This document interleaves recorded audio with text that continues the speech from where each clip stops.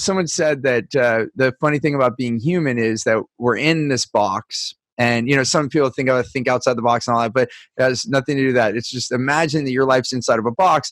And then the tricky part is your own personal operating system is on the outside of the box. Yeah. So you can't see the instructions. Yeah, I know. That's what I loved this work, because it was like finally getting an instruction manual for being human, right? And understanding, oh, look, this is fear.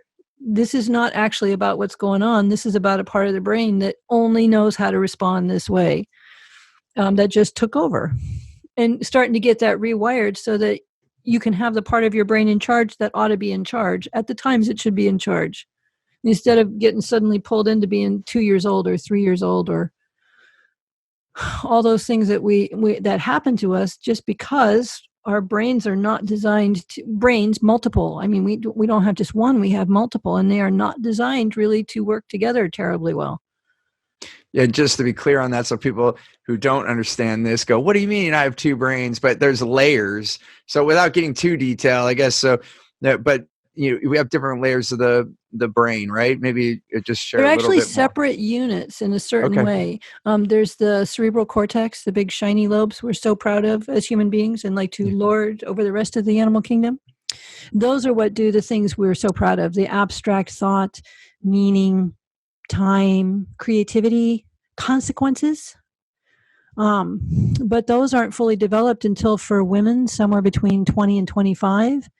And for men, somewhere between 25 and 30, or as our friend Carl says, somewhere between 30 and death. Like, it's the last part of the brain that to be fully developed. Okay. And so your emotions come online in the womb, and then there's the oldest part of the brain, fully functional in utero. It's called the reptile brain, and it's in charge of your survival. It is separate. It's a separate operating system from the rest of the brain.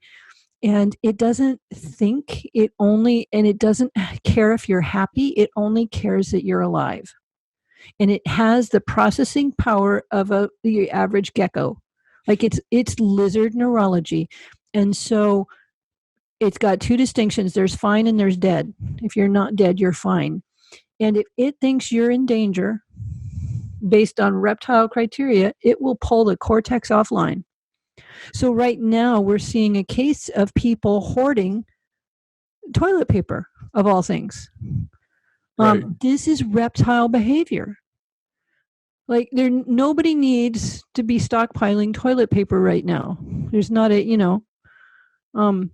yeah, I think there's even a CPA that like calculated if you have this many rolls, you'll probably be okay for like, some people are bought so much that they have like 10 years of toilet paper. Like no one needs that in 1 month, unless there's a bigger problem. Yeah, right. It's reptile behavior. It takes the logical parts of the brain offline. And so one of the things that happened for me as a result of getting all this work done is that the brains became more integrated, and the things that used to take my brain down, like I used to have to respond out of fear or feelings of unworthiness, it doesn't happen so much anymore. And so I get to actually make choices from the adult parts of my brain that are really good for me, instead of just fight, flight, right? Yeah. Yeah, it's amazing. And that goes from doing the work so that those things don't register as possible death, where then the reptile brain takes over and then it takes everything else offline. So if you can move that away from having that fear load up every time a certain thing happens, then you don't go buy a whole bunch of toilet paper. Right. Or you don't freak out about your business or your money, right? There's a financial panic happening at the same time as the toilet paper hold. I guess people have freaked themselves out enough. Maybe that's why they need the toilet paper. They're just losing their... yeah, you can insert word now. Yeah. But this is all coming straight out of that reptile neurology. It may be justified through the cortex, but it's not a human response. It's a reptilian response. And I don't mean that pejoratively, but it's not making good decisions. Like, right. Usually when we're making decisions out of fear, they're not good decisions. There's a few exceptions, but usually it's not ideal.